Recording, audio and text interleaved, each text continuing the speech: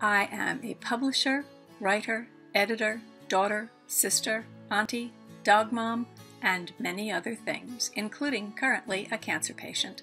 But I am not a doctor or medical professional of any sort. What you are about to watch is an episode of my journey through cancer. I'm sharing my adventure with you in hopes that you'll find something here that's comforting and maybe even inspiring. This video is not intended to provide any sort of diagnosis or treatment plan. Please go talk with your doctor for professional medical advice. So, what does it mean to recover from cancer? Well, for the last week, I've noticed that I've taken a big step toward recovery. My bladder control is coming back, and what that means for the quality of my life is huge. Means that my comfort zone now extends to more than 7 feet from the nearest bathroom. It means that long rides in the car are no longer nail biters. Where's the next rest stop? Means I no longer have to depend on certain products from a certain aisle in the pharmacy. It means I can go out to dinner or visit friends with confidence. Kegels, people. Never underestimate a lifelong commitment to Kegels. There's more information about Kegels in the description below.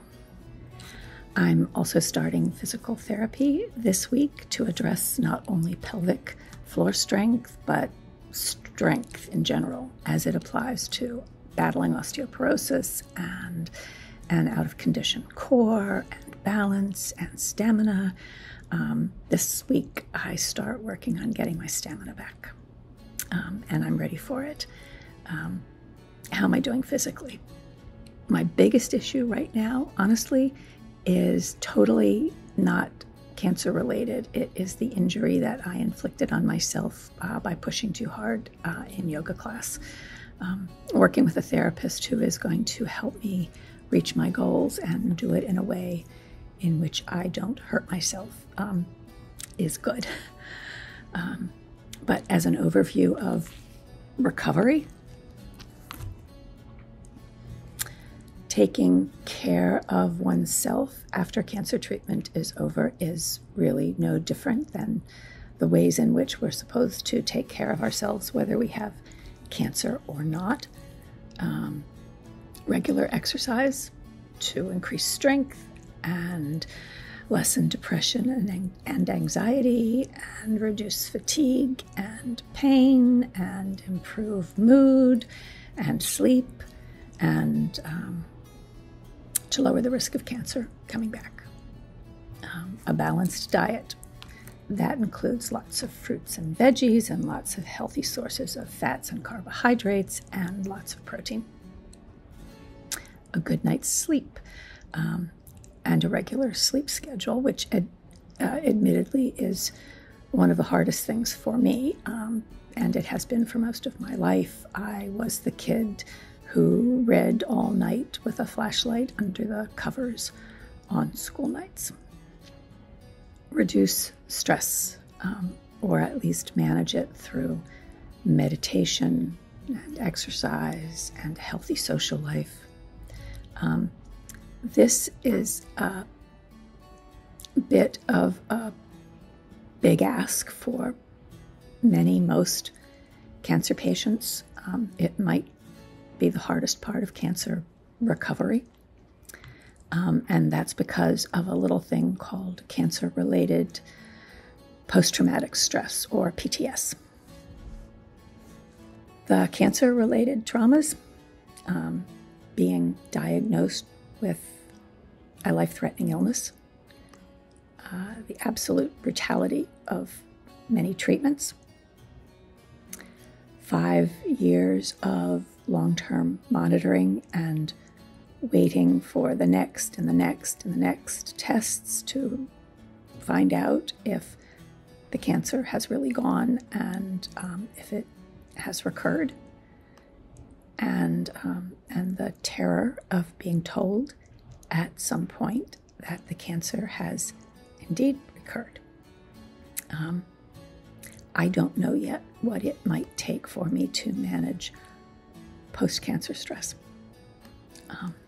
Thomas McGuane, a favorite writer of mine, wrote a book called Panama, in which he described the protagonist's girlfriend as self-willed, fiercely cheerful, and ready to rock and roll.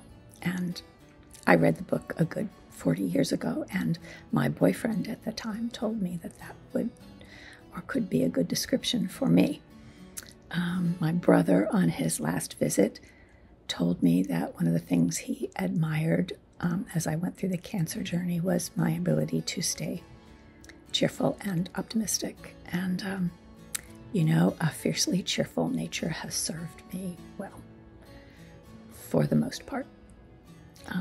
Other times, for other parts, and at no particular time of day, I could be taking a morning shower or making a sandwich for lunch or crawling into bed at night, but the panic hits.